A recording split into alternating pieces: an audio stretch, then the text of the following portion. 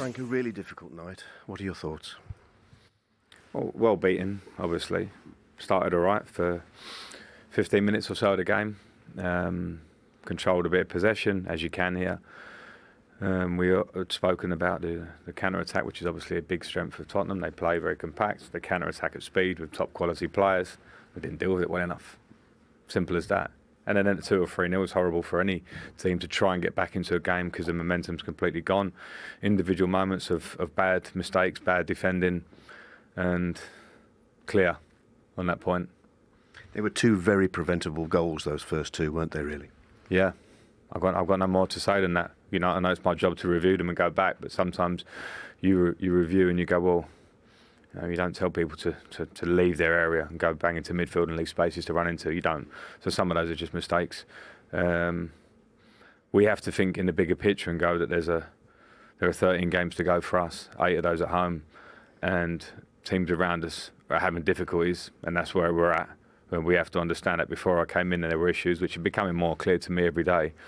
But the important thing, as I lead it, is that the positivity stays. Not stupid positivity. There's nothing positive about tonight, really, other than probably Anthony Gordon and a couple of performances of credit in terms of people that didn't give up. And that should be the bare minimum. And I'll demand that, and it gives me a lot of food for thought going forward. This issue of the away form, I know it's something that you've inherited. Do you get a sense that there is something has a mental side to it by now? Yeah, it has to, but there maybe is. Yeah, there is. But there's a football side to it.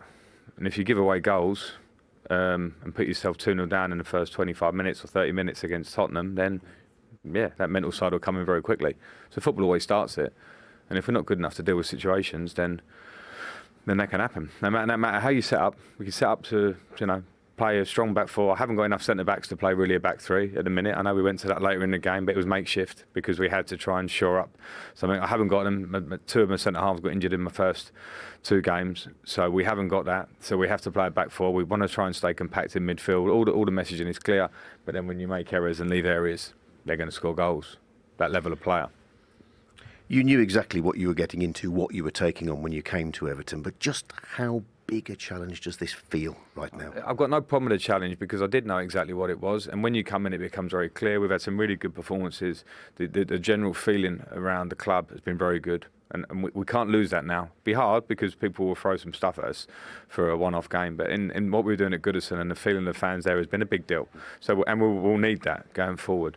But I've just been in there with the players, and I had 20 years as a player, and some successful ones or not so. I had a 50 or 100 periods like this. For whatever level it is, everything's relative of, we're not doing as well as we can. What's the reason? Why is it? And it's only important then that you stick together, you work hard, you deal with the things that are not quite right. You look at us and say, we played against the best team in the country, which everyone saw yesterday against Man United last week, and made it really difficult for them, created things, should have got a result out of the game, and then we come here and do that. That's the bit I don't like, the up and down nature of that. That's what that we need to put right.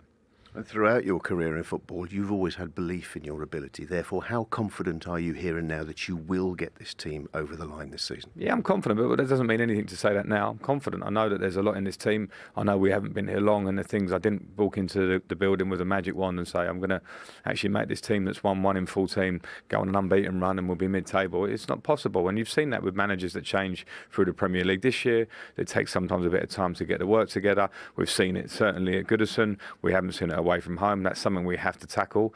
But I'm absolutely confident. That's why I'm here. I wouldn't take on the job because at the time when coming in, it's very clear when I got here that the feeling was we could be going down here. It was very clear in the city, in the club, and it was up to me to change that. And I felt we've changed that. Tonight is a test of that because of the nature of the result. But it doesn't give me any fear about what's coming ahead. I actually can't wait for the 2 games we've got coming up at Goodison. And we can't just think because we're at Goodison it'll be fine, because we've got 2 really tough matches on paper, as the Premier League will show. But I'll be ready for them, and the players will have to be ready for them. And this whole talk about mentality and confidence is football. Train hard, prepare for the game, go out and show absolute application, stick your foot in when you need to, work hard, get the basics right, and we'll be all right. We'll be right then.